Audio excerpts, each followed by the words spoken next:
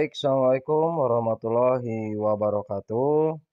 Alhamdulillah akhirnya kita bisa bertemu kembali dalam keadaan sehat walafiat. Masih bersama Bapak Rohiman dalam pembelajaran bahasa Indonesia.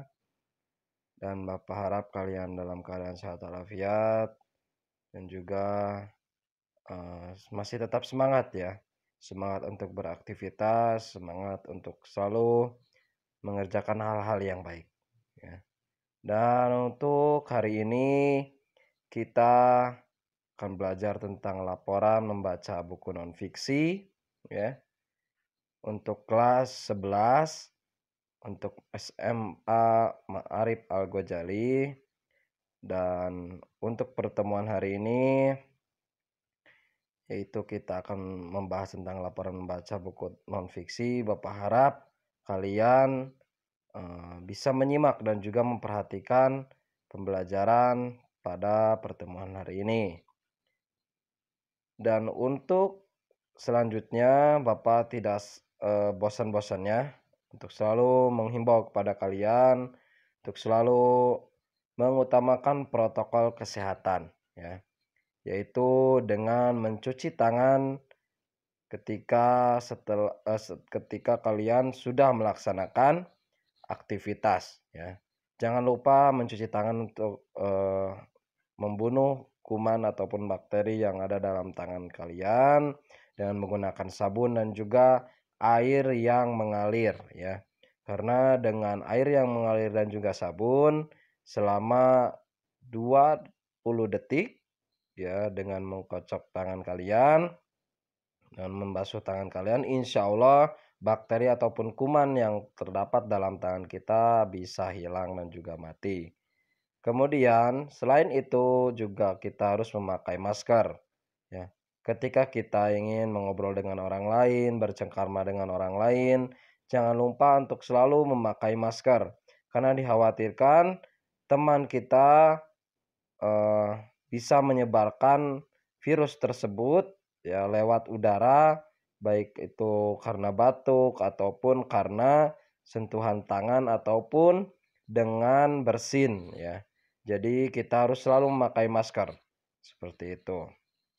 Kemudian kita juga harus selalu menjaga jarak ya, menjaga jarak aman, karena dengan kita menjaga jarak aman kita akan terhindar dari yang namanya sentuhan-sentuhan baik oleh teman kita ataupun orang yang belum kita kenal ya, yang bisa membawa penyakit atau virus kepada tubuh kita ya, karena mungkin bersalaman ataupun karena mungkin bersentuhan atau bahkan virus tersebut menyebar lewat udara. Jadi kita harus selalu menjaga jarak ya agar bisa terhindar dari yang namanya penyakit virus corona atau COVID-19. Jangan lupa untuk selalu mengaplikasikan 3M-nya ya. Seperti itu. Dan sebelum kita memulai pembelajaran, alangkah baiknya untuk kita selalu berdoa terlebih dahulu ya.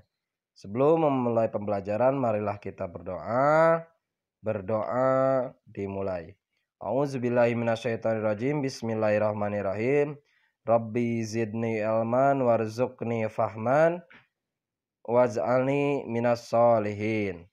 Birahmatika ya arhamar rahimin. Walhamdulillahirabbil alamin.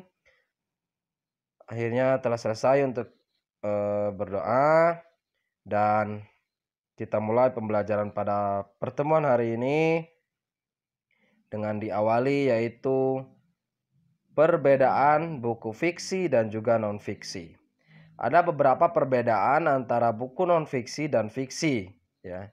Yang pertama, untuk buku fiksi itu ditulis berdasarkan imajinasi pengarang dan fiktif ya.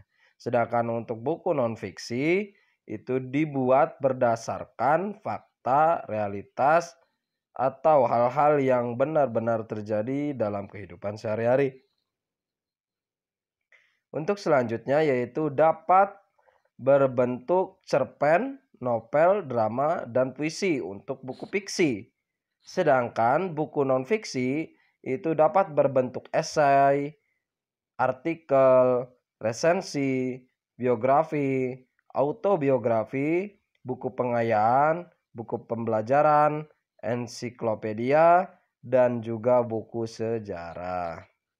Kemudian untuk selanjutnya yaitu dipengaruhi subjektivitas pengarang untuk berusaha menggugah perasaan dan membangkitkan emosi pembaca. Ya, itu untuk buku fiksi. Sedangkan untuk buku non fiksi harus dibuat dengan memperhatikan keobjektifan.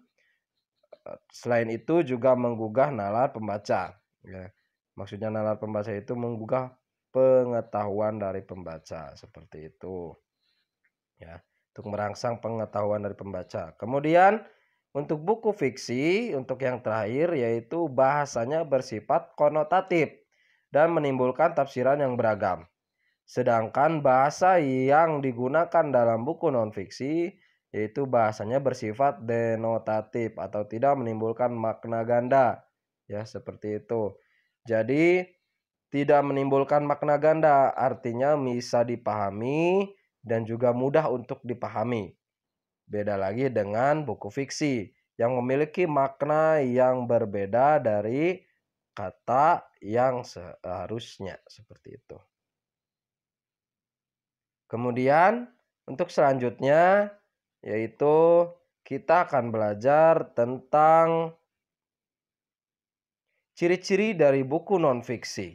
Ya, kita akan lebih menitik beratkan pada buku non-fiksi dan ciri-ciri dari buku non-fiksi yaitu memiliki ide yang ditulis secara jelas, logis dan sistematis. Kemudian yang kedua mengandung informasi yang sesuai dengan fakta. Kemudian menyajikan temuan baru atau merupakan penyempurnaan atas temuan yang sudah ada. Jadi dengan adanya penemuan tersebut kemudian disempurnakan oleh penemuan yang selanjutnya. Ya, itu adalah buku non-fiksi. Kemudian setelah itu memuat motivasi, rancangan, dan pelaksanaan penelitian yang tertuang secara jelas. Ya, seperti itu. Itu untuk buku non-fiksi. Kemudian selain itu juga penulis menyajikan analisis dari data yang dipaparkan dalam tulisannya. Ya, analisisnya seperti apa disajikan melalui data yang dipaparkan dalam tulisan seperti itu. Nah, untuk yang terakhir yaitu pemilihan kata dan gaya bahasanya atau gaya penulisannya sangat baku, ya. Jadi bahasanya itu baku atau formal seperti itu. Dan untuk selanjutnya kita langsung ke tugas ya untuk buku non fiksi. Dan Bapak harap kalian bisa mengerjakan tugasnya. Silahkan kalian kunjungi perpustakaan sekolah kalian ya. Silahkan cari 2 buah buku. 1 buku non fiksi dan 1 buku fiksi. Ataupun 2 buku fiksi, 2 buku non fiksi ya di perpustakaan sekolah yang ada di sekolah kalian, khususnya sekolah SMK Ma'arif Al-Ghazali.